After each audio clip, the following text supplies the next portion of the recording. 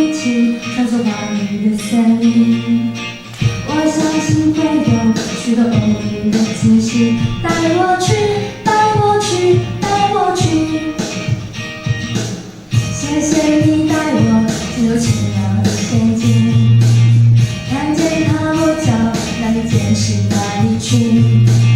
就好像梦想，随着希望往前进，不放弃，不放弃，不放弃。你是我的情侣，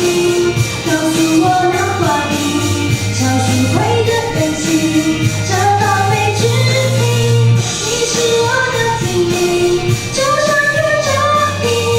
一二三走进去，你我都会是情侣。是我的经历，就像跟着你，一二三走进去，春日藏在花海里，走进去，体会了你背叛，都会是经历。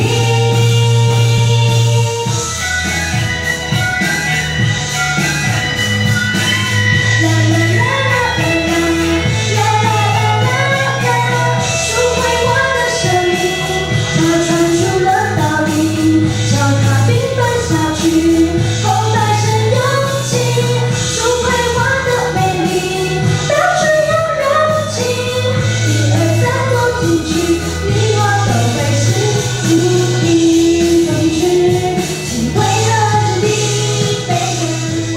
今年树规划活动，交以往较无共的，就是讲，咱有在地，咱出生的迄个王子弟吼，伊家己来做迄个树规划有关的一条迄个歌词，叫做精灵吼。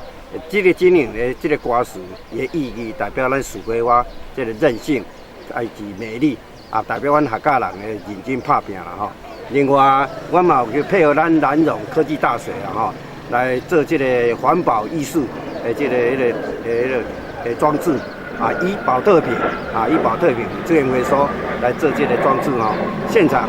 有迄个台湾雕的雕型，还有另外一种造型会使讲这回跟以往的树规划不太一样，而且我嘛融入讲客家有这几档上行的是小麦，所以阮也有一片土地，我也在种小麦啦吼。所以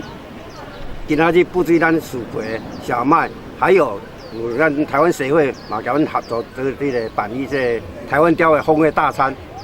会当让民众除了赏花啊、翕相，嘛会当来享受咱台湾雕的美食大餐。